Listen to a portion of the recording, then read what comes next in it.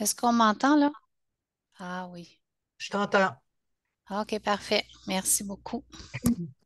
Hmm. Comment ça va tout le monde? Hmm. Ça va bien, j'espère. Bonjour, Madame Lefrançois. Bonjour, Madame Gagnon. Madame Quentin. C'est le fun. Alors, je vais encore attendre deux petites minutes.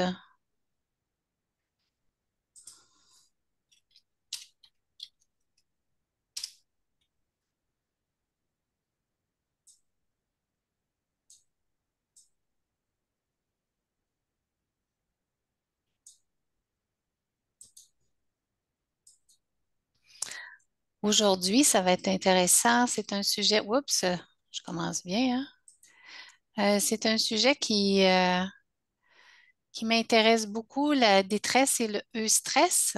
Alors, ce qu'on va faire, c'est qu'on va démystifier tout ça. Alors,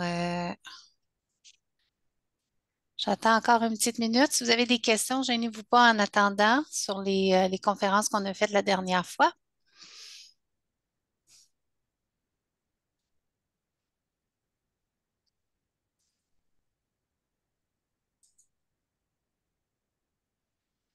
Bonsoir, Madame Faoudia.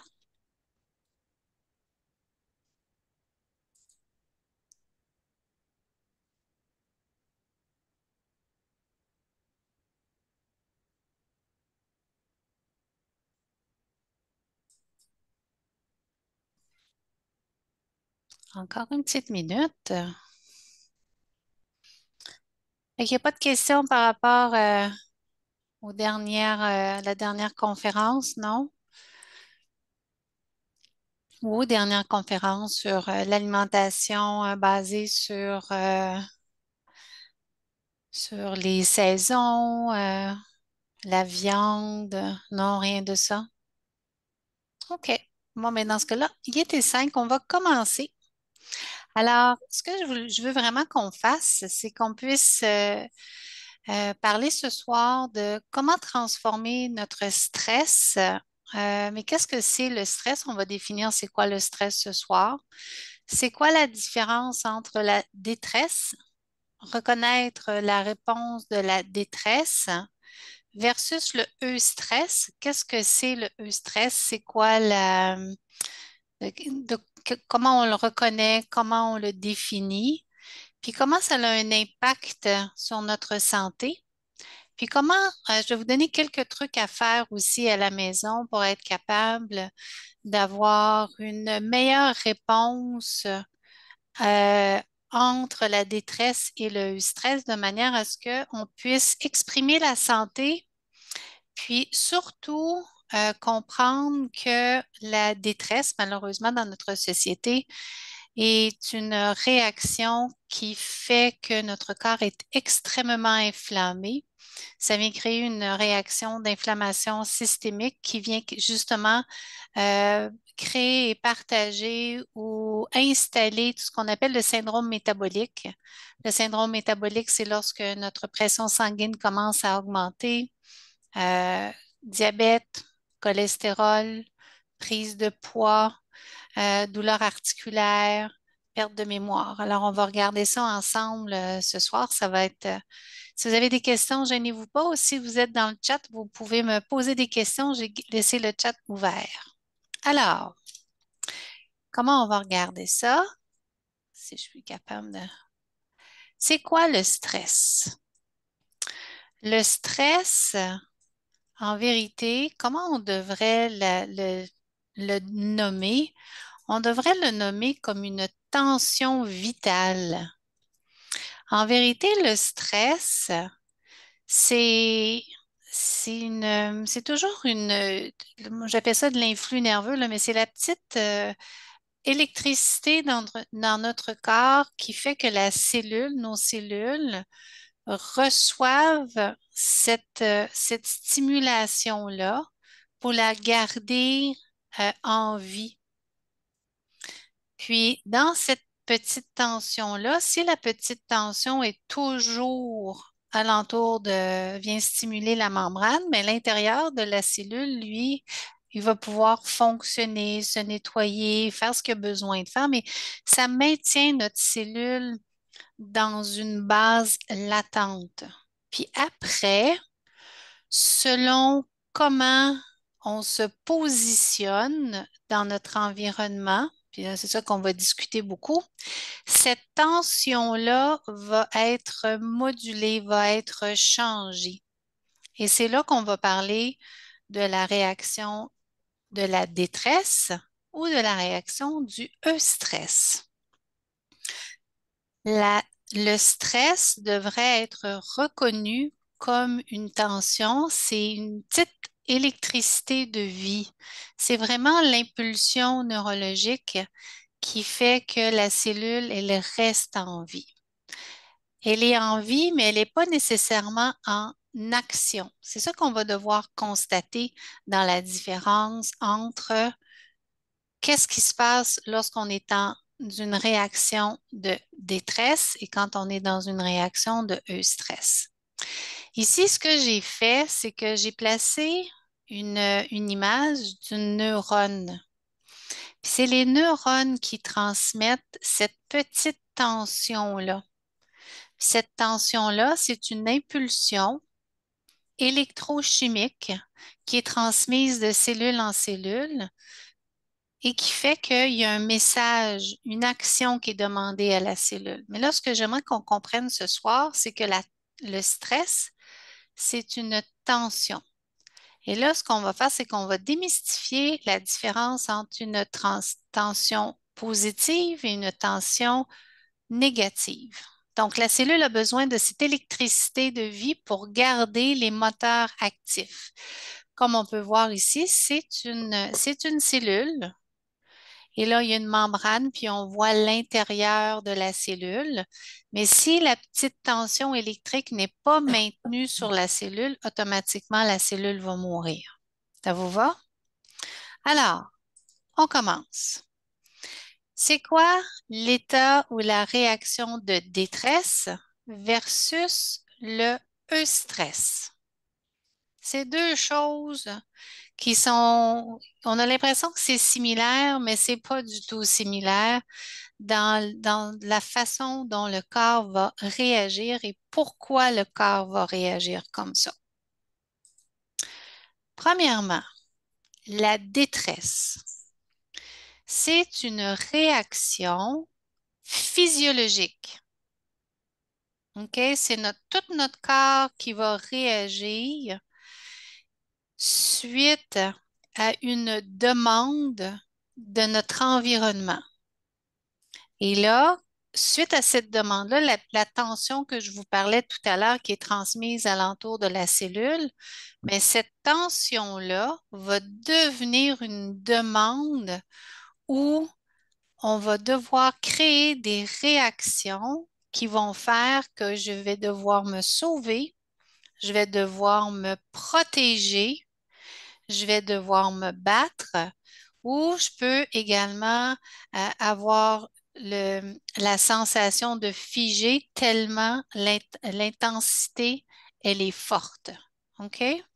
Donc, quand on parle de détresse, c'est une réaction physiologique. Donc, les cellules reçoivent le message de réagir, de se sauver. Sauf que, en vérité, dans la vie, si j'ai un message de mon environnement que je dois enlever ma main du feu, c'est quand même un message de survie que je vais avoir. Puis ce message-là, il va être quand même à ce moment donné-là positif parce que je vais avoir été capable de retirer ma main du feu. Mais dans la détresse, ça veut dire que l'action d'avoir à vouloir sauver ma main est prolongée. Donc, j'ai pas eu le temps de dire, OK, ma situation, elle a été dans une courte durée. J'ai fait l'action pour me sauver, me défendre, me protéger, et là, je vais pouvoir me reposer. Quand on parle de détresse, ça veut dire que j'ai constamment un message qui demande à ce que j'ai une tension qui est prolongée de me protéger. Et là, je veux que vous vous souveniez de ça parce que tout à l'heure, on va beaucoup en parler dans notre société, comment notre corps et nos perceptions demandent de nous protéger. Donc, la détresse, c'est une tension, stress, tout à l'heure je l'ai expliqué, qui est une tension négative, prolongée et intense, qui malheureusement, quand c'est prolongé, elle vient détériorer le corps et l'esprit. Elle fatigue et fait vieillir prématurément. C'est une source importante d'inflammation. Puis dans notre corps, dans notre façon d'aborder la santé, l'inflammation, c'est quelque chose qui est très, très, très important. Ça crée l'anxiété et la dépression. Ça va? Donc, quand on parle de détresse, je veux que vous vous reteniez que c'est une tension qui est prolongée. Puis quand elle est prolongée, cette tension-là, je vais la décrire plus loin, elle devient négative pour le corps parce qu'elle nous fait détériorer. Tandis que le eustress, lui, c'est une tension qu'on pourrait avoir dans la majorité du temps, qui est une tension positive pour la physiologie du corps humain. OK? C'est positif. Et là, ce qu'on veut, c'est d'être capable de retrouver dans notre environnement comment créer cette tension électrique-là, donc ce message-là, pour que nos cellules, notre physiologie soit heureuse. Donc, c'est un stress, c'est une tension positive, bénéfique pour le corps et l'esprit, stimule de manière productive et adaptative, aime relever les défis, favorise la croissance personnelle et renforce la résilience. C'est merveilleux, hein? Alors, quand on arrive à être capable de se positionner dans des situations où le stress va être présent dans notre vie de tous les jours, mais notre physiologie, elle, va être agréable, va être positive, va être nourrissante. C'est ça que je souhaite qu'on puisse créer dans la vie de tous les jours, surtout dans notre société qui a évolué beaucoup, mais dont notre système nerveux n'a pas vraiment évolué encore. Là, ce qu'on va faire, c'est qu'on va regarder ensemble la réponse à la détresse beaucoup plus en détail. Puis après ça, on va être capable de l'appliquer de reconnaître dans notre vie de tous les jours et comment faire des modifications pour que ça puisse reprendre dans le stress. OK? Donc, la détresse, c'est un message que je reçois de mon corps, de mes sens, et qui vont demander automatiquement une augmentation du cortisol, de l'adrénaline, de la noradrénaline pour combattre, fuir. Mais je veux absolument que vous reteniez ce soir que quand on a beaucoup de cortisol, beaucoup d'adrénaline, c'est une manière de se protéger. Puis j'aimerais ça que dans cette manière de se protéger-là, vous allez avoir l'habileté de reconnaître que là, on n'aura pas besoin de se protéger nécessairement de notre prédateur, mais de se protéger surtout des perceptions qu'on a de soi-même et des perceptions qu'on a de l'environnement et des êtres que l'on côtoie. Donc, lorsqu'on a une augmentation du cortisol et que c'est bien maintenu et que c'est assez long, puis on parle quand même d'une vingtaine de minutes. Je parle, il faut que ça soit maintenu pour plus de 20 minutes. Là, vous allez voir automatiquement le cortisol. Qu'est-ce qu'il fait? C'est qu'il augmente notre rythme cardiaque. Pourquoi il augmente notre rythme cardiaque? C'est parce que si mon cœur est capable de battre plus vite, il va être capable de pousser beaucoup plus de sang dans mes jambes et dans mes bras. Il va prendre le sang surtout des viscères qu'il est en train de digérer, puis il va les pousser dans mes pieds, dans mes jambes, dans mes bras pour que je sois capable de courir. Parce que si j'ai pas de sang dans mes muscles de mes jambes pour courir, ça va être difficile pour moi de me sauver. Et si j'ai besoin de me battre, j'ai besoin d'avoir mes bras également, d'avoir du sang dans mes bras, dans mes muscles des bras pour être capable de combattre. Alors, il y a une augmentation du rythme cardiaque. Alors, quand dans notre société, on voit que à la longue, on commence à avoir un syndrome métabolique quand on arrive à l'âge de 50, 55, 60, 70. Puis que là, tout d'un coup, oups, on se fait dire que notre pression sanguine, elle est augmentée.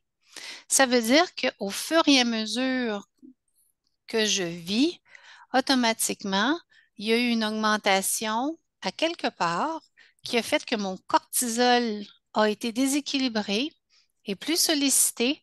Et là, mon augmentation du rythme cardiaque est toujours beaucoup plus présente. Ça vous va? Donc, on a une tendance à vivre une réaction de détresse soutenue. Et ça devient malsain à long terme. L'autre chose qui est importante de comprendre, c'est que lorsque je me retrouve avec le cortisol qui est augmenté, mon système immunitaire s'affaiblit. Pourquoi? Parce que toute l'énergie que ça prend pour combattre les petites bactéries, si je suis dans un mode où je dois me sauver et que je dois me protéger, le système immunitaire n'est plus important.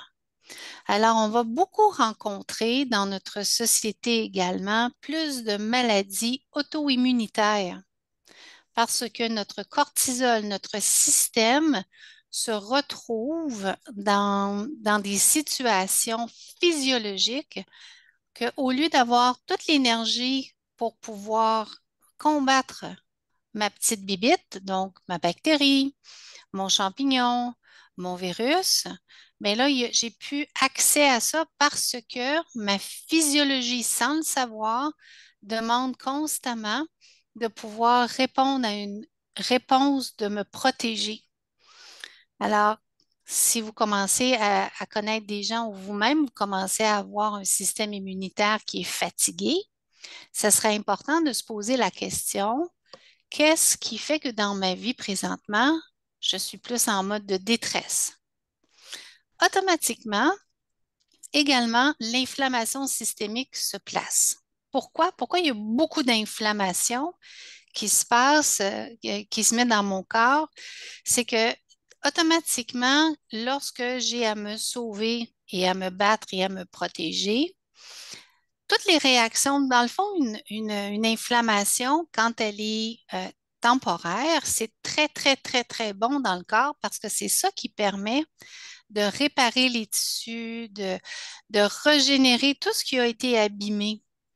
Et là, le corps, quand il reçoit l'information comme quoi il est en détresse, il se dit, oh mon Dieu, si je me coupe, il va falloir que je sois capable de réparer ma plaie. Si je me bats, je vais peut-être avoir des bleus, des ecchymoses. Il va falloir que je sois capable de me réparer beaucoup plus vite. Alors, le niveau d'inflammation augmente dans le corps de manière à protéger tout type d'éventualité qui pourrait arriver lorsque j'arrive pour combattre, pour me sauver et me protéger. Mais si vous et moi, on n'est pas du tout dans un temps où on est dans un ring de boxe ou qu'on n'est pas en train de se battre contre un ours, ça devient difficile de pouvoir comprendre et baisser son inflammation. Et on va le discuter après, mais j'aimerais ça que vous compreniez puis que vous réalisiez que lorsqu'on se place et qu'on demande consciemment et inconsciemment à notre corps de créer une réponse de détresse, ces réactions-là se retrouvent à s'exprimer dans notre corps. C'est pas le temps de digérer non plus, c'est le temps de te sauver. Donc, automatiquement, notre digestion devient au ralenti. La digestion, quand elle devient au ralenti, on a des ballonnements, on peut avoir de la constipation. On peut faire des brûlements d'estomac. La digestion également, ça va être encore plus d'inflammation parce que si le système n'arrive pas à éliminer ces déchets, automatiquement les déchets restent pris dans les intestins. Et lorsque les selles ne sont pas évacuées, automatiquement, c'est une source d'inflammation. L'autre chose, c'est quand on n'arrive pas à digérer convenablement ce que ça vient faire, ça veut dire qu'on n'est pas capable d'assimiler également l'alimentation qu'on a mangée. Donc, il va nous manquer on va être carencé. Alors, ça aussi, c'est important de réaliser que lorsqu'on est dans un mode de détresse, on n'a pas faim aussi parce que c'est pas ça qu'on doit faire pour le moment. On n'a pas le temps de se reproduire. Puis malheureusement, dans notre société nord-américaine, on voit de plus en plus des gens qui ont de la difficulté à concevoir. Puis moi, j'en suis un cas. Quand mon conjoint et moi, on a essayé d'avoir des enfants, oui, on l'a eu, on a essayé tard, mais en même temps, j'ai réalisé, c'est que c'est certain que mon niveau de cortisol était beaucoup plus élevé qu'il aurait dû pour être capable de reproduire ou de produire des enfants. Alors, lorsque on se retrouve dans ces situations-là, ça vient nous nuire. Alors, ça aussi, c'est important de reconnaître ça. Quand on est en détresse, c'est pas le temps de dormir. Alors, pour ceux et celles qui font de l'insomnie, qui ont pas l'impression que leur sommeil est réparateur, qui se réveillent la nuit, qui ont des chaleurs, que ce soit un homme, que ce soit une femme, qui ont tendance aussi à vouloir beaucoup uriner la nuit. Il n'y a pas seulement le fait d'être diabétique ou d'avoir un problème rénal ou d'avoir trop bu euh, c'est également le cortisol est un signe que on a de la difficulté à dormir parce que c'est pas le temps de dormir lorsqu'on est en détresse. On reste très vigilant quand on est sous l'effet de la détresse. Automatiquement, il y a une augmentation du sucre dans le sang qui est disponible pour nos muscles pour commencer à courir, pour se sauver. Alors, on a beaucoup de sucre. Puis, pourquoi le sucre est important à ce moment donné-là? C'est parce que c'est une source d'énergie qui va permettre d'être carburée, d'être utilisée de manière à ce que la contraction des muscles se fasse beaucoup plus rapidement. Alors, ce qu'on va rencontrer beaucoup également lorsque malheureusement on n'est pas vraiment dans un vrai mode de détresse en train de courir puis de se battre, automatiquement on va avoir une augmentation du diabète sanguin. Comprenez-vous, le diabète sucré? Le cortisol, l'augmentation à soutenu va faire ça. Également, c'est pas le temps d'apprendre, c'est pas le temps d'aller à l'école. Vous savez, quand on parle de nos petits-enfants qui ont de la difficulté à l'école, dans l'apprentissage, eux aussi se retrouvent dans des situations involontaires où la réaction de détresse, donc la tension électrique, favorise beaucoup plus la détresse que le stress. Et là, quand on est en train de se protéger, c'est pas le temps d'apprendre des mathématiques, du français et également, ce n'est pas le temps d'apprendre d'être en relation. On est plus dans le temps d'apprendre à se protéger puis à éviter les relations humaines.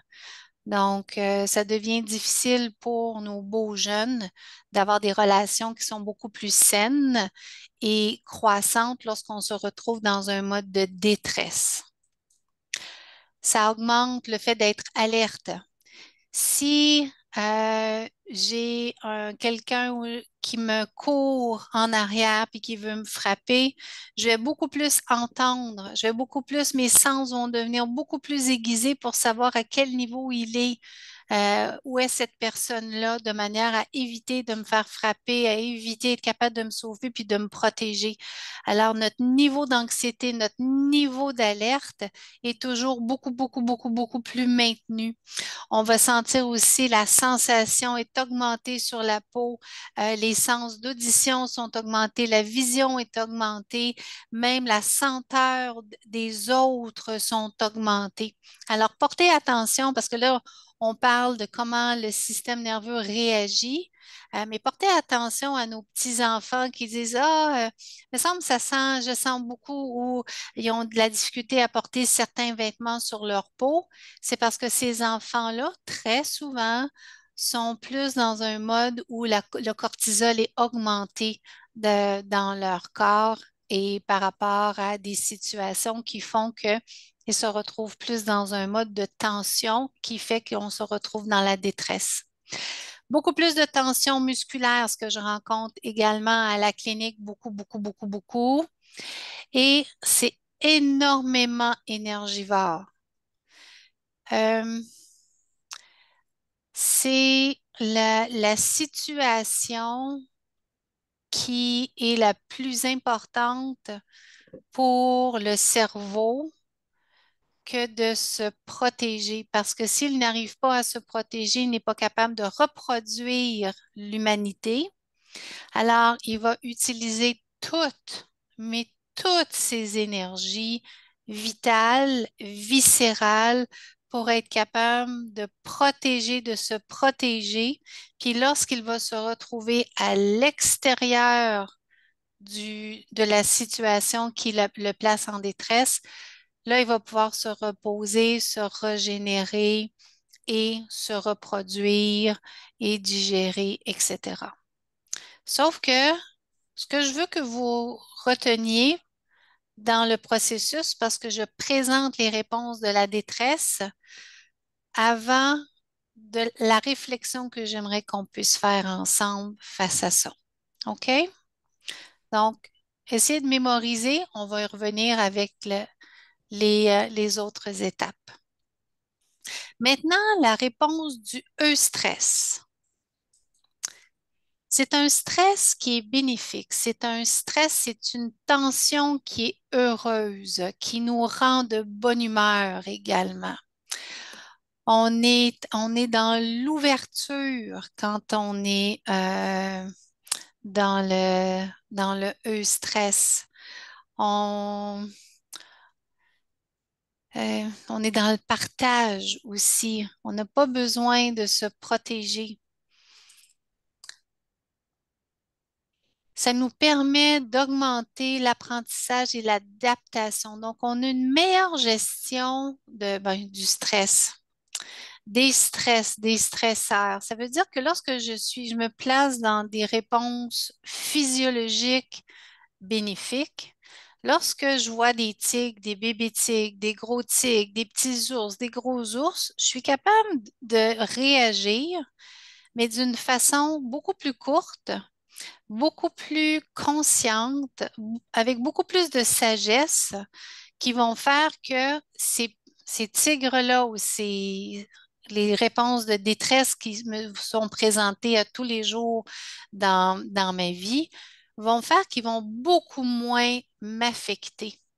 Parce que lorsque je suis nourrie, lorsque je me nourris de la tension qui crée le stress bénéfique dans mon corps, automatiquement, je suis capable de gérer et d'éviter et de mieux contrôler tout ce qui sera de détresse.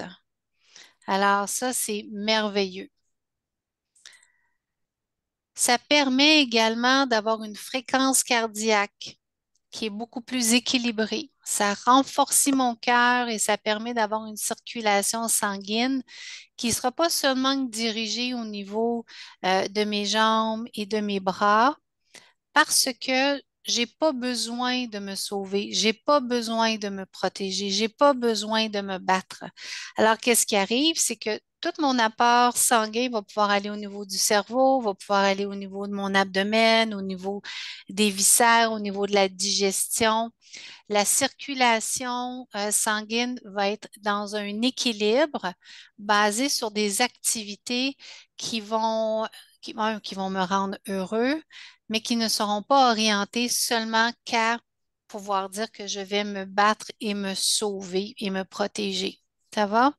Donc, ça, c'est important parce que lorsqu'on arrive, j'aimerais juste de parler de la circulation sanguine. Le sang, c'est un moyen où on a tous nos aliments, nos nutriments qui sont là. Donc, les aliments, les nutriments, je veux que vous vous souveniez que ce sont tous les petits matériaux, les vitamines et les minéraux, ce sont tous les catalyseurs qui permettent de faire la réaction cellulaire de nos cellules. Donc, si c'est notre foie va être capable de mieux filtrer notre sang. Si c'est nos intestins, de mieux absorber, de mieux éliminer.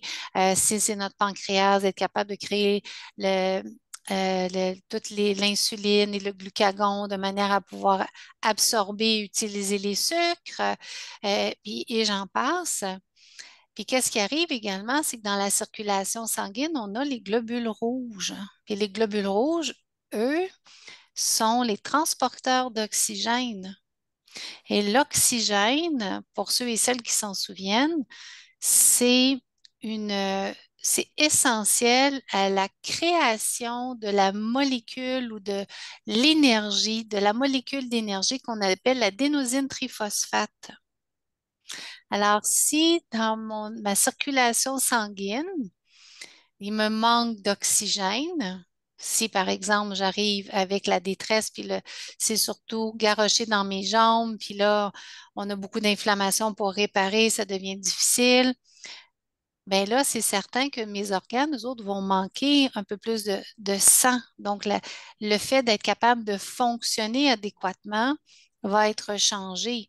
Ça va être important pour me sauver pour un 5 à 10 minutes, mais de vivre ça pendant 20 ans en mode de détresse, après ça, on se demande pourquoi mes organes tombent en panne ou commencent à être fatigués et à causer des symptômes désagréables. Et ça explique pourquoi la tension, qui est le stress, va venir créer tout ça. Ça va? Donc, j'aimerais ça que vous puissiez réaliser que dans la circulation sanguine, on a les matériaux, on a les hormones, mais on a aussi l'oxygène à travers les globules rouges qui sont importants. Le système immunitaire est très fort lorsqu'on se retrouve dans le message de eustress. C'est certain que ça nous demande quand même d'aller dehors pour aller être en contact avec le soleil. N'oubliez pas, comme je vous expliquais dans les derniers webinaires, ça serait important de passer 95 de la journée dehors au contact avec la lumière. Si on n'a pas cette possibilité-là, je vous demande et je vous invite énormément à vous supplémenter en vitamines D3 et K2, au moins 1000 unités par jour, s'il vous plaît. Très, très, très, très important. Ça diminue également l'inflammation systémique que de choisir et que de faire, d'être dans la tension électrique, dans la tension physiologique du stress. Ça fait que le système digestif fonctionne beaucoup mieux. Donc, il élimine bien, on absorbe ce qu'on a besoin d'absorber, le foie est content, l'estomac est content, le pancréas est content. On aime ça, donc on continue comme ça. Notre mémoire, notre attention et la résolution de problèmes est fantastique. Pourquoi? Parce que je suis dans l'ouverture. Je ne suis pas à me protéger. Quand j'ai eu à me protéger, il est impossible d'être capable d'avoir une concentration à vouloir résoudre quoi que ce soit. Vous savez, quand on commence à voir noir ou on n'est pas capable de se concentrer, ça veut dire que notre cortisol est bien trop élevé. Et là, on se retrouve dans un mode de protection, dans un mode de détresse. La résilience émotive. Vous savez, quand quelqu'un va juste vous dire bouh et là que vous vous mettez à pleurer, ça veut nous dire que le cortisol est très élevé. On est plus en détresse qu'en eustress. On a une force et une endurance musculaire. On a on a un sommeil réparateur. On a un équilibre métabolique parce que là, automatiquement, on n'est pas obligé de tout prendre nos ressources puis de créer beaucoup, beaucoup, beaucoup, beaucoup, beaucoup de sucre, pardon, pour que nos muscles aient tellement de sucre, plein d'énergie, de manière à ce qu'on puisse se sauver. Tandis que là, tout se fait étape par étape parce que la communication se fait bien. On veut se réparer, se régénérer.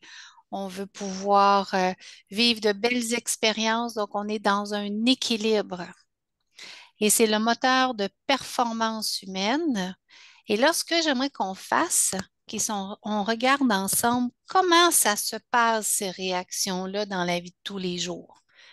Parce que c'est beau de connaître ce que ça fait, mais c'est important de les reconnaître de manière à ce que vous ayez le contrôle. Parce que moi, mon objectif, c'est de toujours vous redonner votre pouvoir de santé. Alors, tout ce que vous pouvez faire pour vous, dans votre environnement, dans tous les jours, à accompagner les gens que vous aimez, c'est merveilleux. Ce qui est important de comprendre, c'est que tout est créé et tout est analysé au niveau de notre PDG qui est notre cerveau. C'est le grand boss. Mais le grand boss, lui, ce qu'il fait, c'est qu'il exécute ce qu'il perçoit et ce qu'il reçoit. C'est bien important ce que je dis là. Le cerveau, c'est un exécuteur. Il reçoit, il analyse, puis après ça, il va donner sa commande. Alors, quand on sait ça, ce qui est important, c'est de reconnaître quels sont les récepteurs. On connaît nos cinq sens, qui sont des sens assez faciles à comprendre. Oui, on sait qu'on a les sens du goût, on a les sens du toucher, on a les sens de l'audition, on a le sens de sentir, on a le sens de pouvoir voir. Ça, ce sont tous des récepteurs que notre corps s'est créé ou qu'il a de manière à connaître ce qui se passe dans son environnement. Sauf que il n'y a pas juste ces sens-là à reconnaître. Il y a les sens du chaud et du froid. Il y a le sens de la proprioception, qui est le sens de l'équilibre de la gravité terrestre sur nos récepteurs, qui est un message positif pour le cerveau et pour les réactions physiologiques du corps humain. Il y a le message aussi, les récepteurs de nociception. La nociception, c'est tout ce qui crée le message qu'il y a quelque chose qui ne se passe pas adéquatement dans notre corps. Et lorsque je suis allée à Salt Lake City, les experts nous ont expliqué que la douleur, c'est la dépression du corps humain. Comme une dépression émotive et mentale, la douleur au niveau du corps, ça s'appelle maintenant chez les experts mondiaux une dépression, c'est la dépression du corps physique. Et justement, c'est le message de nociception qui est la source de ça. Et ensuite, je pourrais vous parler des récepteurs qu'on appelle les récepteurs qui sont à l'intérieur des intestins, qui nous donnent également d'autres informations. Ça va? Donc, ce que je veux que vous réalisiez, c'est qu'on est composé de récepteurs. Puis ces récepteurs-là sont là pour donner l'information à notre cerveau de ce qui se passe dans notre environnement. Alors, il y a une production d'un message suite à ces récepteurs-là si les récepteurs sont stimulés. Ça vous va? Alors, et ensuite, ce message-là est reçu par le système nerveux. Si vous voyez, il y en a dans les jambes, il y en a dans les bras, il y en a dans la colonne vertébrale, il y en a dans les intestins, il y en a dans la cage thoracique et tout ça, ça va monter jusqu'à notre grand patron. Puis ce qu'il fait, ce système-là, là, c'est qu'il reçoit l'information de nos récepteurs, que je vous ai nommé, qu'il y en a plusieurs récepteurs, et ensuite qu'il transmet son information au niveau de notre cerveau. Puis là, je veux que vous réalisiez que 75% de notre cerveau humain sert à recevoir l'information. 25% sert à produire l'action. Alors, tout ce qu'on a dans la boîte à poux, là, c'est quand même très, très important de constater que 75% sert à recevoir cette information-là, à l'analyser, à l'interpréter, puis ensuite, quand c'est analysé, interprété, mais là, oups, ce qu'il va faire, c'est que là, il va créer une réaction physiologique. Et dans la réaction physiologique, il y a deux réactions qu'il va créer. Soit une réaction de détresse ou soit une réaction de eustress. Il n'y a pas d'autres réactions qui peuvent être créées. C'est un ou c'est l'autre.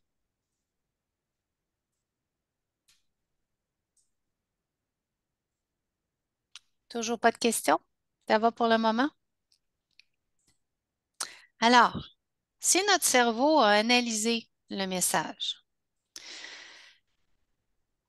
une des premières choses qu'il va créer, parce que c'est la section de notre corps qui est la plus inconsciente.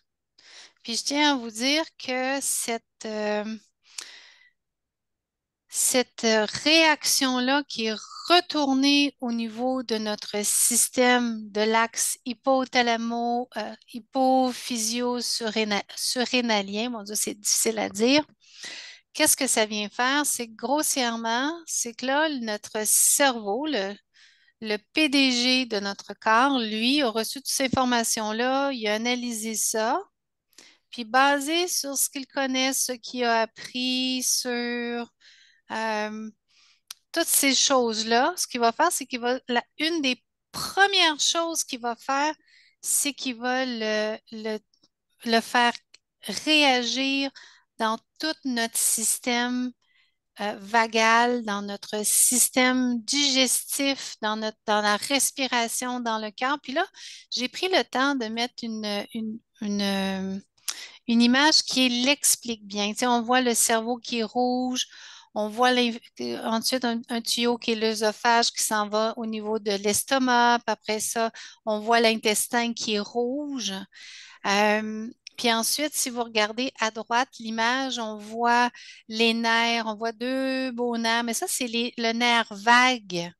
C'est le plus long nerf de notre corps qui est celui qui est inconscient, mais c'est lui qui est le système autonome. Vous savez, quand je vous fais faire la variabilité du rythme cardiaque à la clinique, là, ce que je veux savoir, c'est dans quel état et dans quelle fonction est ce système-là.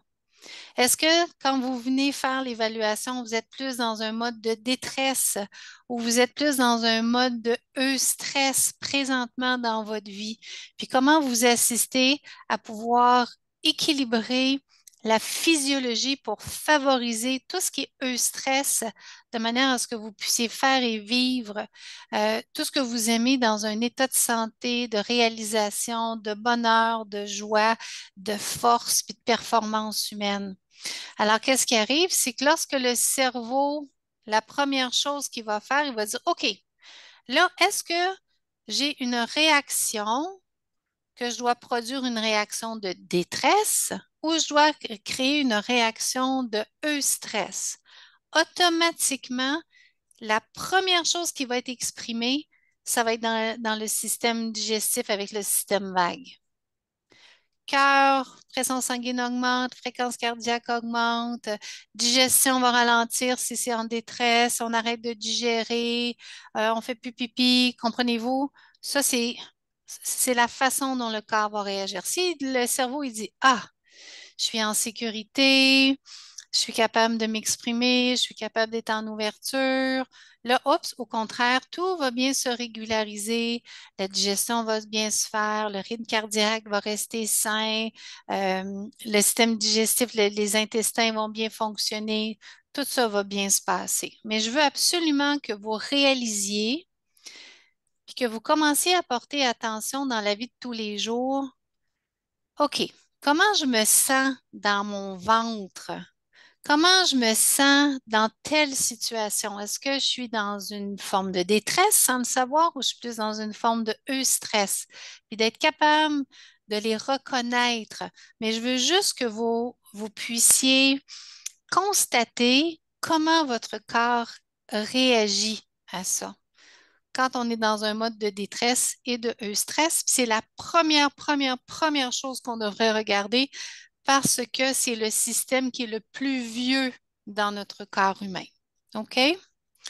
Ensuite, la deuxième chose que notre PDG va faire, c'est qu'il va nous faire vivre des émotions. Première chose, il va nous faire vivre tout ce qui est le système digestif, à savoir ce que je dois le faire fonctionner, pas fonctionner, ce que je fais, mettre plus de sang dans mes jambes, pas du tout ou moins. Et la deuxième chose, ce sont nos émotions.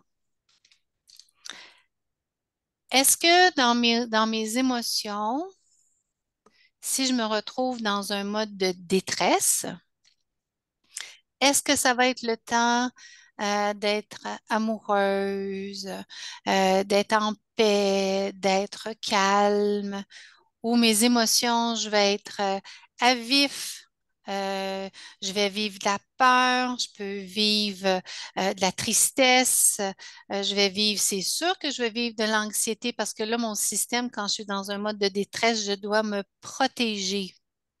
Mais toutes les émotions, comment mon milieu me met dans cette situation-là, mon cerveau va décider est-ce que je me mets en mode de détresse dans mes émotions, je vais me mettre dans une sensation de eustress. La sensation de eustress dans les émotions, c'est la joie, le bonheur, le rire, la légèreté, l'altruisme, vouloir aider, vouloir être généreux, de la douceur avec moi-même et avec les gens. C'est toutes ces situations-là ou ces émotions-là, je devrais dire, qui ont besoin d'être observées par rapport à la situation de détresse et de stress. Puis vous pouvez le faire pour vous, vous pouvez le faire pour les gens qui sont proches de vous, vous pouvez le faire pour des amis, même des gens sur la rue. Vous pouvez voir comment ils sont selon leurs émotions, s'ils sont plus dans un mode de stress et de détresse. Et l'autre chose, les pensées qui rentrent en troisième. Pourquoi en troisième? Parce que les pensées sont créées par le lobe frontal. Le lobe frontal, c'est le néocortex, c'est le cerveau qui est beaucoup plus jeune. On a commencé par le fait de dire que c'est le système primitif reptilien, qui est la digestion, qui est la moelle allongée, qui, elle, est la plus vieille du système humain. Après ça, on a les émotions, puis après ça, on a les pensées.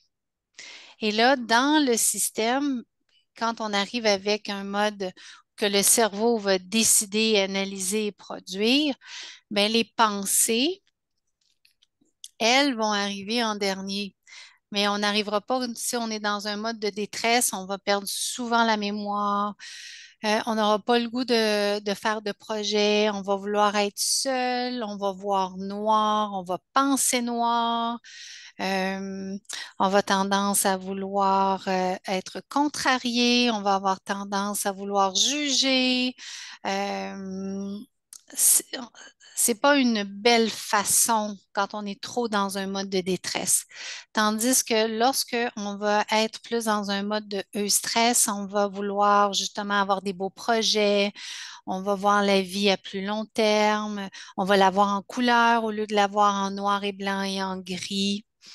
Euh, on va vouloir aller chercher de l'aide également. On va être capable de penser d'aller chercher de l'aide, tandis que lorsqu'on se retrouve dans le mode de détresse, notre cerveau il veut se protéger, donc on va se méfier de la majorité des gens qu'on va voir, qu'on va rencontrer, que ce soit des étrangers, puis même les gens qu'on côtoie régulièrement, que ce soit nos conjoints, nos conjointes, nos enfants. Vous allez voir que ça aussi, ça vient jouer sur le système, tout dépendant. Ça fait combien de temps que le niveau de cortisol est dans notre corps et dans le cortisol de détresse? Parce qu'on a un petit peu de cortisol pour fonctionner au niveau du stress, mais tout ça, c'est positif. Ça va jusqu'à présent? avec le stress et la détresse? Parfait. Alors, maintenant, j'ai beaucoup parlé, mais maintenant, c'est à vous à réfléchir puis à aller plus à l'intérieur de vous de manière à pouvoir faire une introspection dans votre physiologie ce soir. Alors, quand on a une action, on a une réaction. C'est ce que j'explique avec les récepteurs, l'assimilation des récepteurs au cerveau, le cerveau qui va analyser tout ça, puis qui va produire quelque chose de magnifique ou de moins magnifique, tout dépendant de quel système on a besoin d'utiliser. Sachant ça, en étant des adultes, on va regarder un choix environnemental. Là, ici, j'ai rechoisi cette image que j'avais utilisée dans un ancien webinaire de la super maman qui travaille beaucoup, qui en a beaucoup dans son assiette. Il y a beaucoup de stimuli, comme vous pouvez voir. Il y a le temps, on dort peut-être pas assez, l'alimentation qui est inadéquate, peut-être trop de stimuli au niveau du système informatique, peut-être trop de stimuli également au niveau des ondes 5G, manque de temps. Super maman doit tout faire, doit sûrement être sur le marché du travail, peut-être que même au niveau des études, elle a peut-être des enfants. Alors là, oups, tout ça fait que on se retrouve dans un déséquilibre et ce déséquilibre-là, automatiquement, fait faire que la physiologie du corps humain se place en mode de détresse. C'est pas un jugement, c'est une constatation, puis on va regarder ensemble comment on va y arriver. Ou le choix environnemental d'être zen, d'être facile à dire, pas toujours facile à faire, mais je veux juste que vous puissiez assimiler que dans nos choix, on va être capable d'y trouver des équilibres. Alors, une des premières choses qu'on constate, surtout chez la femme, puis là, messieurs, je m'excuse si vous vous sentez un peu mis de côté ce soir, le, la façon dont nos cerveaux féminins sont faits beaucoup dans notre société, c'est que lorsqu'on se lève le matin, là, automatiquement, on a notre cortisol qui va augmenter pour nous réveiller, on va aller travailler. Puis après ça, lorsqu'on arrive au retour à la maison, on devrait être capable de descendre notre cortisol pour pouvoir aller faire un beau dodo vers 21 heures, hein, si vous vous souvenez. Et là, et après ça, de recommencer le lendemain. Mais nous, c'est pas comme ça que ça fonctionne les femmes à cause de nos hormones, à la façon dont nos cerveaux sont faits. Alors, qu'est-ce qui arrive? C'est que si vous vous souvenez, on se lève vers 6 heures, le cortisol va augmenter notre température, va faire qu'on va se réveiller et on va partir notre journée. Mais quand on arrive à la maison vers 4, 5, 6 heures l'après-midi, là, nous, on recommence un chiffre. C'est comme si on recommençait une journée, fait que notre cortisol réaugmente. Alors, c'est beaucoup plus facile pour la femme d'avoir un niveau de cortisol qui devient élevé, puis d'avoir toujours un niveau de cortisol qui reste élevé va favoriser malheureusement la réaction physiologique de détresse qu'on a proposée tout à l'heure ou qu'on a expliqué rapidement. Ça vous va? Alors, une des questions qui est à faire et qui est à se poser, c'est un cheminement dans le processus de comprendre, de mieux maîtriser ces situations de notre vie de tous les jours qui vont créer ce déséquilibre-là avec le modus de cortisol qui devient trop élevé, qui cause beaucoup, beaucoup, beaucoup de dommages à long terme. Alors, une des choses qui est à faire, c'est de se poser la question, qu'est-ce que je veux? Là, vous allez me dire, puis si vous vous souvenez, dans notre ancienne façon de vivre, avant, on était des gens qui vivaient dans les cavernes. Présentement, on ne vit plus dans les cavernes. La seule chose, par exemple, c'est que notre système nerveux, lui, il est resté similaire. Alors, si je vis plus dans une caverne, ça veut dire que mes stresseurs, mes prédateurs ne sont plus la tribu qui essaie de me voler mes femmes ou ma bouffe ou de me voler mon territoire ou des prédateurs qui ont faim, qui pensent que je vais être leur snack. C'est pas non plus le fait de manquer de nourriture, c'est pas nécessairement non plus le fait d'avoir un changement de température, il va faire trop froid, ça marchera pas. Donc, qu'est-ce qui est notre prédateur numéro un présentement dans notre société? C'est la pression psychologique qu'on se fait dans notre société. C'est le plus grand prédateur, c'est l'une des plus grandes sources qui fait que ça augmente le niveau de cortisol dans notre corps. Là, j'aimerais ça qu'on regarde ensemble qu'est-ce que c'est cet aspect-là. Là, ce que j'aimerais, c'est que vous puissiez prendre, si vous avez le goût, vous pouvez prendre un bout de papier, d'écrire ce qui va vous venir à l'esprit. C'est quand on parle de pression psychologique ou de pression de société, c'est comment, dans nos yeux à nous, comment on perçoit la société. Donc, qu'est-ce qu'on a à faire, pas qu'on choisit nécessairement à faire. Qu'est-ce qu'on doit faire, pour qui on doit le faire, pourquoi on doit le faire, les responsabilités qu'on prend, est-ce qu'on les veut vraiment ou on les veut pas vraiment? Ça, c'est important. Euh, euh, à quelle vitesse on a à créer la façon dont on doit percevoir, parce que dans la perception de créer, souvent, nous, on va dire, OK, mais en même temps que le lave-vaisselle est parti, j'ai une brassée de lavage, je vais être capable de passer l'aspirateur, puis en même temps, je vais être capable d'écouter un podcast ou d'appeler une amie qui se fait longtemps ou de parler à ma mère qui est malade. Ça va? J'en ai nommé plusieurs.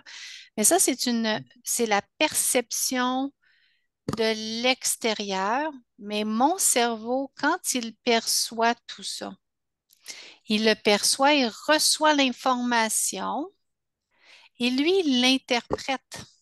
Comprenez-vous? Parce que les yeux, c'est un sens. Il ne voit pas juste le sens de la couleur ou de la forme qui est devant, qui est un objet ou qui est une auto, qui est le soleil.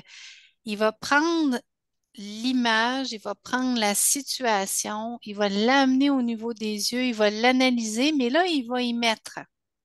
Il va y mettre ce qu'on a appris depuis l'enfance. Il va également utiliser la mémoire et les émotions et les pensées que mes parents m'ont transmis dans la génétique, parce que ça, maintenant, c'est prouvé scientifiquement. Ensuite, ce qu'il va faire, c'est qu'il va prendre cette vision-là. Et ensuite, il va le descendre au niveau des émotions, au niveau du système limbique pour vérifier comment c'est. Alors, ce que c'est, ça va être étouffant ou ça va être libérant, ce que j'ai vu, ce que je perçois. Puis ensuite, il va donner une réaction physiologique à tout ça. Ça, c'est important parce qu'une chose va créer tous ces aspects-là parce que je ne suis pas capable de dissocier mon corps ou de toutes les étapes que je vous parle par rapport à l'analyse que mon cerveau va faire de la situation que mes yeux ont perçue de l'extérieur. Ça vous va? Puis la deuxième chose qui est encore plus importante dans la visualisation de l'extérieur, c'est la visualisation de ce que je fais de moi-même.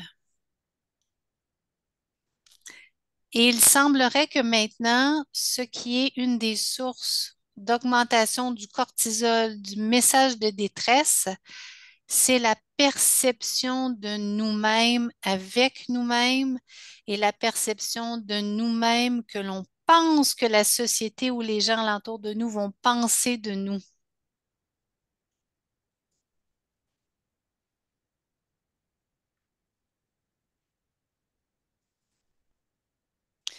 Il y a beaucoup de choses également qui vont être en association avec le fait de lorsque j'étais, mettons, moi je vais prendre mon exemple, une petite fille, on a vécu des choses, on a amagasiné des choses par rapport à ce que, OK, ça peut être un aspect dangereux, or moins dangereux. Ça, je suis ouverte, ça, je suis pas ouverte. Comprenez-vous, dans la façon dont on a grandi. Mais tout ça a automatiquement une influence, même si je m'en souviens pas, ça va être redescendu au niveau du système viscéral, au niveau du système, moi je l'appelle le système reptilien, là, mais le vieux système au niveau du nerf vague qui va nous faire réagir. Alors, même si je me souviens pas de tout ce qui s'est passé, ça se peut que dans mon estomac et dans mes intestins, par rapport à une situation qui va se présenter, je vais avoir une réaction viscérale. Puis la réaction viscérale est souvent une réaction très importante de savoir si je dois agir, si je suis en ouverture et en sécurité ou si je dois me protéger. Puis en passant, ce qui est enseigné présentement, c'est de dire que si à l'intérieur de moi, j'ai une réaction viscérale qui est de protection, elle va rester là. Et ce que je peux faire, ça s'appelle de la neuroplasticité. Ça veut dire que je peux m'entraîner à placer un autre système, un autre circuit électrique par-dessus qui va faire qu'elle va diminuer et elle ne disparaîtra jamais, par exemple, mais elle va être capable d'être diminuée et elle n'aura pas du tout la même intensité sur mes réactions physiologiques de protection et même elle va pouvoir peut-être me permettre d'être dans un mode de sécurité et d'ouverture. Et ça prend quand même de l'apprentissage, ça prend d'être capable de se parler, c'est d'être capable de reconnaître ces situations-là qui ont été créées et qu'est-ce que ça fait dans mon corps, dans mes pensées et dans mes émotions de tous les jours. Parce que l'objectif du webinaire aujourd'hui, c'est de prendre conscience, en tout cas je l'espère de tout cœur, de prendre conscience de notre milieu extérieur et de notre milieu intérieur de manière à vérifier est-ce que ça me détruit ou ça me construit?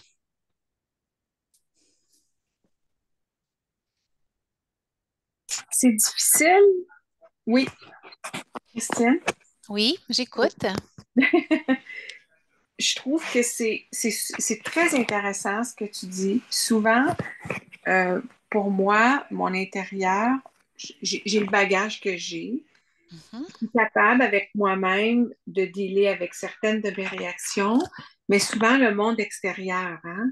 Tu sais, des mhm. fois, je dis l'enfer, c'est les autres parce que des fois, tu te sens jugé, des fois, tu te sens pas nécessairement acceptée ou comprise. Donc, ces sentiments-là. Puis, je trouve que on vit, ben, c'est sûr que tout le monde va être d'accord, là, on vit dans un monde artificiel. Tu sais, si on regarde juste les réseaux sociaux, là, qui prend beaucoup de place dans nos vies, qui est comme une drogue, tu sais, c'est pas ça la vraie vie. C'est pas une vie virtuelle, ça a toujours l'air beau. Fait que, tu sais, je pense que c'est important de revenir à la base, mais c'est pas toujours facile. C'est pas toujours facile. Mais de revenir. Je suis d'accord avec toi, Marie-Claude. Ouais, Puis plus que tu sais, j'avance dans vouloir la compréhension, je vais aller plus loin que ça. C'est pas juste dans la compréhension, c'est dans la beauté et dans la bonté d'être et de devenir vraiment l'essence que nous sommes profondément. C'est en comprenant parce que l'on sait présentement que les connaissances, c'est le plus grand pouvoir qu'on puisse avoir. En tout cas, pour le moment, c'est ce qu'on c'est ce qu'on véhicule parce que lorsqu'on connaît quelque chose, Marie-Claude, ça veut dire que je ne suis plus inconsciente. Je deviens consciente d'être consciente. Et si je fais le choix de jouer le rôle, je vais parler de moi, là, je joue le rôle de l'inconsciente en étant consciente, j'augmente mon cortisol et ça va augmenter toute l'inflammation et toutes les réactions qu'on a dans notre corps, physique, émotif, mental. Et je vais ajouter spirituel, mais spirituel dans le sens que on sent à l'intérieur de soi qu'on a une raison, d'utilité sur la planète, puis c'est important de répondre à ce besoin-là. Moi, c'est mon petit côté spirituel quand je dis ça, là, qu'on a besoin de. Il y en a que ça va être d'aimer les animaux, les chats. Il y en a d'autres que ça va être de prendre soin des personnes un peu plus âgées. Il y en a que ça va être de rendre des maisons belles. Il y en a que ça va être de prendre soin des terrains de golf, comprenez-vous? Il y a toutes sortes de choses. Mais au moment où on devient conscient de de ce qui était inconscient puis qui vient causer des choses qui nous défont, qui nous détruisent, mais c'est là où la magie peut s'opérer parce qu'il y a 50% de la guérison qui a commencé à se faire. Puis là, je vais finir le webinaire d'aujourd'hui en vous proposant des petites choses. Mais si le cœur vous en dit, j'aimerais prendre au prochain, je vais vous assister avec des techniques ou des façons dont que vous allez pouvoir vous-même, par vous-même, dans votre temps, à votre rythme, de pouvoir aller vous déposer pour pouvoir reprendre cette connaissance-là et d'être capable de moduler vos systèmes de manière à ce que vous soyez en santé. Puis la santé, c'est être sain. Si on dit un corps sain dans un esprit sain dans un corps sain qui va recevoir un esprit sain, c'est tout ça en même temps. Puis c'est ça l'objectif. Puis c'est vraiment ça mon objectif de 2025, c'est de pouvoir accompagner les gens à prendre connaissance de ça parce que cette tension destructive a fait trop de dommages. Vraiment trop, trop, trop de dommages. Puis c'est très, très triste. En tout cas, arrêtez-moi si ça ne fait pas, là. Donc, la vision, ça, c'est une des choses qui est la plus importante. Puis la plus importante, c'est pas celle de l'extérieur, c'est celle de l'intérieur. Donc, c'est le dialogue qu'on a avec nous-mêmes à tous les jours. Le deuxième, ensuite, c'est ce que l'on entend. Il y a des grands scientifiques maintenant qui ne veulent plus écouter les nouvelles et qui ne veulent plus regarder les nouvelles de tous les jours parce qu'ils viennent créer une neuroplasticité qui vient augmenter la détresse dans leur corps. L'autre chose qui est très importante, c'est nos croyances et nos perspectives. Comme vous pouvez voir, il y en a un qui voit un 6, l'autre qui voit un 9. Et quand on parle de neuroplasticité, puis d'être capable avec des exercices, avec de l'amour, avec de la reconnaissance et de se reconnecter, nos croyances peuvent être vraiment nos croyances ou peuvent être peut-être la croyance de quelqu'un d'autre. Elle peut être la croyance de nos parents, de nos arrière-grands-parents, parce que maintenant, ça s'est transmis dans notre génétique. Et ensuite, c'est de revérifier les perspectives qui se présentent devant soi et les différentes avenues qui se présentent devant ces croyances-là. Et avec la maturité et l'amour qu'on peut se donner, on est capable d'avancer sur des chemins qui pourraient être nouveaux, qui vont créer le eustress au lieu de créer la détresse. Maintenant, ce qui est important, c'est d'être capable de choisir ses stimuli. Là, c'est sûr qu'il est en anglais, je suis désolée. Est-ce qu'on va être en détresse ou on va être en relaxation? Comment mon cerveau va créer cette impulsion-là de ce qu'il a reçu de son environnement interne et externe, mental, émotif et viscéral? La première chose que je vais vous proposer, c'est d'aller vous chercher un journal, d'avoir quelque chose, des pages blanches. Idéalement, c'est d'écrire avec un crayon de plomb euh, ou un stylo bleu, mais un crayon de plomb, c'est encore mieux. Et si vous êtes capable, pour les prochaines semaines, d'écrire les pensées qui vous viennent le plus souvent à l'esprit. Puis très souvent, on va penser des choses, puis on se dit, mais pourquoi je pense tout le temps la même chose? Et ensuite, d'être capable de faire une observation et une analyse de ce que cette pensée-là vient générer chez moi.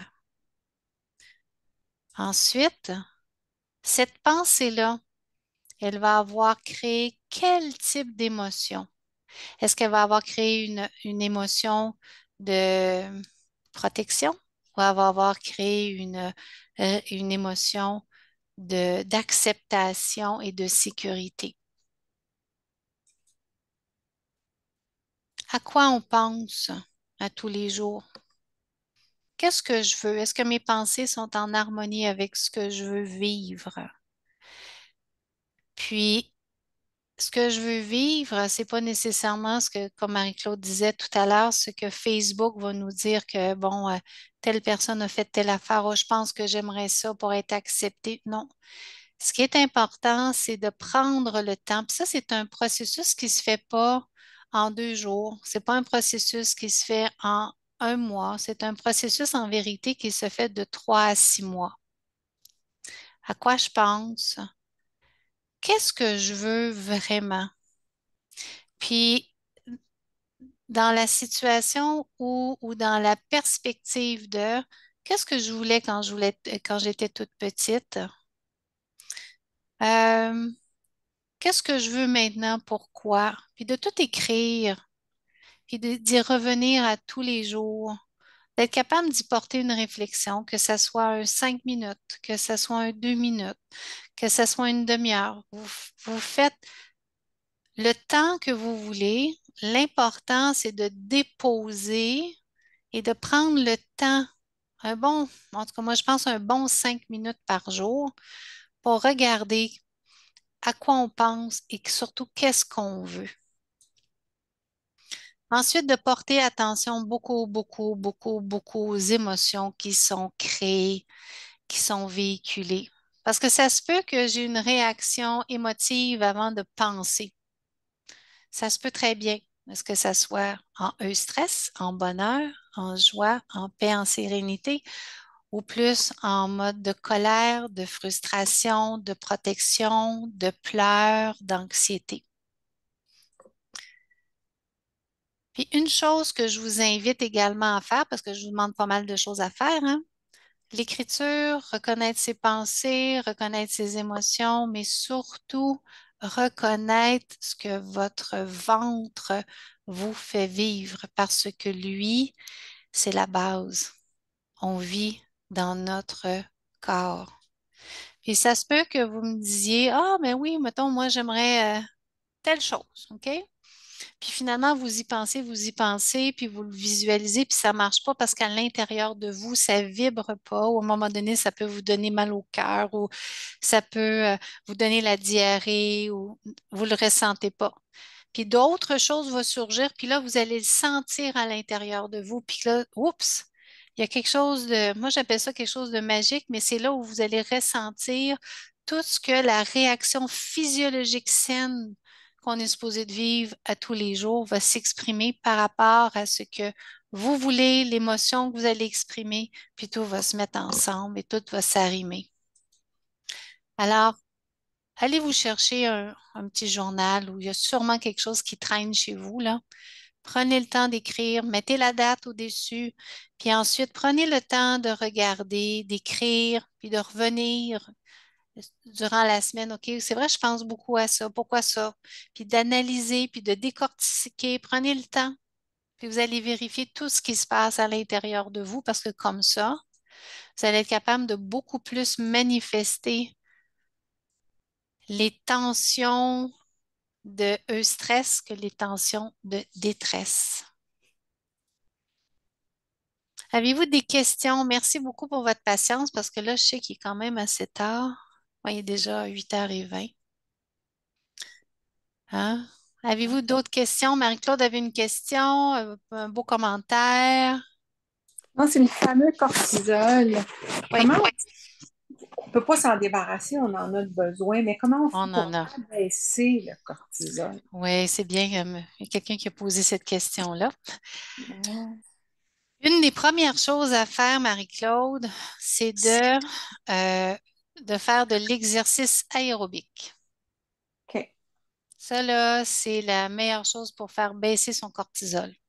Sauf que si tu veux faire baisser ton cortisol parce que tu en as trop, puis que tu le sais que tu en as trop, à un moment donné, tu vas t'épuiser et ton cortisol va augmenter.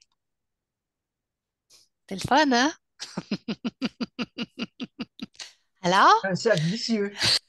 c'est un cercle vicieux. C'est Ouais. pour ça que je disais, quand tu es conscient, puis qu'après ça, tu veux devenir inconscient, conscient, ça marche plus. C'est terminé, ça. Tu me suis? Fait que ça, c'est une chose.